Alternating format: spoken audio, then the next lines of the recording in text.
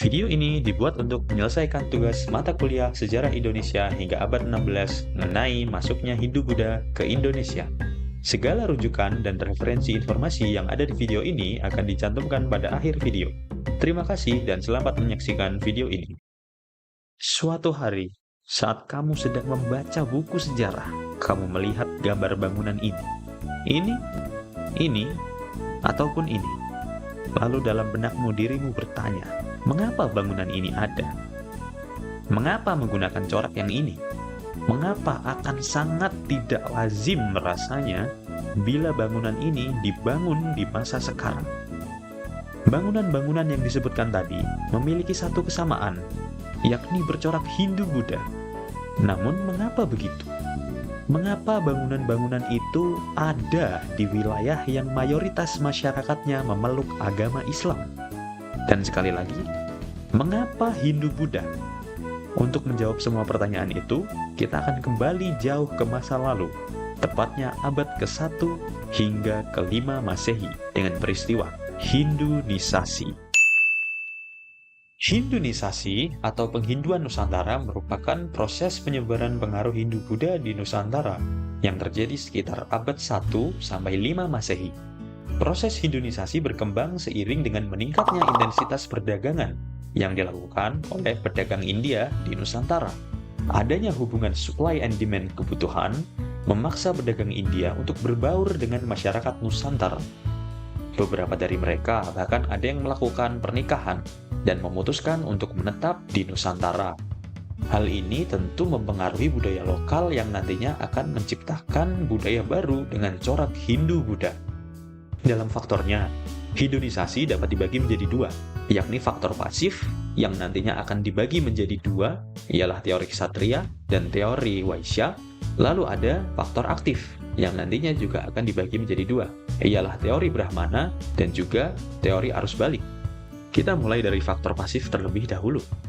Faktor pasif, dalam hal ini, masyarakat bersifat pasif terhadap penyebaran dan pengaruh ajaran Hindu-Buddha di Nusantara. Penduduk di wilayah Nusantara cenderung tidak turut berkontribusi dalam menyebarkan ajaran Hindu-Buddha. Lalu, siapa yang menyebarkan? Ialah bangsa asing, dalam hal ini bangsa India. Pada faktor pasif, terdapat dua teori, yakni teori Ksatria dan teori Waisya. Yang pertama ialah teori Ksatria. Teori ini dicetuskan oleh Frederick David Kahn Bosch. Teori ini menyatakan bahwasanya penyebaran ajaran Hindu-Buddha di Nusantara dilakukan oleh para ksatria dan penakluk. Ksatria tersebut merupakan prajurit atau raja yang kalah perang di tanah India dan memutuskan untuk mengasingkan diri ke berbagai wilayah di belahan dunia. Salah satunya ialah Nusantara. Dalam teori ini, penaklukan dan kolonisasi adalah sumber utama penyebaran Hindu-Buddha di Nusantara. Ajaran Hindu-Buddha diyakini disebarkan melalui penaklukan atas kerajaan-kerajaan lokal dan penguasaan tanah yang memaksa masyarakatnya menganut ajaran Hindu-Buddha. Teori ini mudah dipatahkan karena dalam kenyataannya tidak ada bekas atau jejak ekspansi maupun peninggalan prajurit kaum ksatria yang ada di Nusantara. Lalu teori kedua ialah teori Waisya oleh Nicholas Johannes Krom. Teori ini menyatakan bahwa ajaran Hindu-Buddha dibawa dan disebarkan di Nusantara oleh kaum pedagang. Hal ini sangat memungkinkan mengingat tingginya intensitas perdagangan di Nusantara yang terjadi di masa lalu. Teori ini dipatahkan dengan pernyataan bahwa kaum pedagang tidak dapat memahami huruf Pallawa dan bahasa Sanskerta, yaitu huruf yang digunakan dalam kitab Weda, dan hanya dimengerti oleh kaum Brahmana. Persebaran kerajaan Hindu-Buddha juga berada di pedalaman. Hal ini tentu bertolak belakang dengan keberadaan kaum Waisya atau pedagang yang berada di daerah pesisir. Lalu faktor selanjutnya adalah faktor aktif. Faktor aktif yang dimaksud adalah masyarakat Nusantara bersikap aktif dalam menyebarkan ajaran Hindu-Buddha. Hal ini dapat dilihat bahwa mudahnya ajaran Hindu-Buddha tersebar dan meninggalkan banyak warisan yang dapat kita lihat hingga saat ini. Persamaan adat dan budaya, serta tingginya intensitas interaksi dengan orang India menyebabkan penyebaran ajaran Hindu-Buddha semakin berkembang.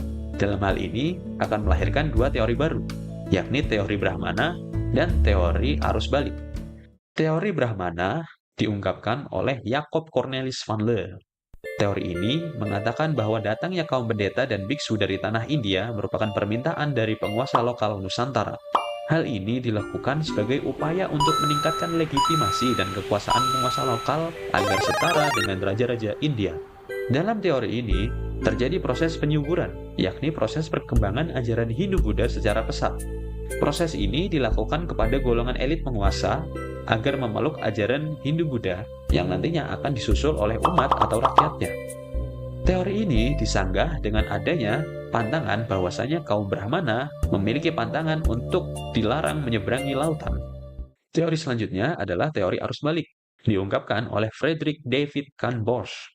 Sesuai dengan namanya, teori ini menyatakan bahwasanya ada kepentingan penduduk Nusantara untuk berlayar dan menimba ilmu di tanah India. Di tanah suci Hindu-Buddha tersebut, kaum pelajar dari Nusantara dididik dan diajarkan pelajaran spiritual Hindu-Buddha. Teori ini diperkuat dengan prasasti Nalanda yang menyatakan bahwasanya seorang raja dari Sriwijaya bernama Raja Balaputra Dewa meminta raja di India untuk membangun wihara sebagai tempat menimba ilmu pelajar Sriwijaya. Setelah belajar di India, para pelajar tersebut pulang ke tanah air dan menyebarkan ajaran Hindu-Buddha di Nusantara. Dari beberapa teori yang sudah dipaparkan, seharusnya kita sudah mengetahui mengapa banyak peninggalan-peninggalan bercorak Hindu-Buddha. Sampai saat ini, hanya ada 4 teori yang populer dengan dugaan yang kuat. Namun masih ada banyak teori-teori di luar sana yang menanti untuk ditemukan. Dapat kita lihat bahwasanya persebaran Hindu-Buddha di Nusantara dapat dikatakan hanya terbatas pada dasarnya saja. Hal ini dikarenakan penduduk lokal Nusantara bertindak selektif dalam meresapi ajaran Hindu-Buddha, sehingga unsur budaya lokal Nusantara masih lebih dominan dibanding pengaruh Hindu-Buddha.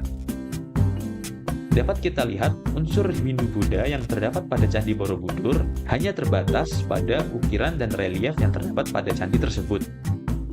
Lalu, sistem kasta tidak diimplementasikan sama seperti yang ada di daratan India. Sekarang, kamu sudah tahu mengapa banyak objek peninggalan kita yang bercorak Hindu-Buddha. Namun, dalam pikiranmu mungkin muncul pertanyaan lagi. Jika begitu, mengapa kita sekarang menjadi negara dengan mayoritas beragama Islam? Pertanyaan ini akan dijawab pada materi perkembangan Islam di Nusantara. Semoga ilmu yang kita pelajari bermanfaat dan berguna bagi kita semua di masa mendatang. Sampai bertemu lagi di kesempatan selanjutnya.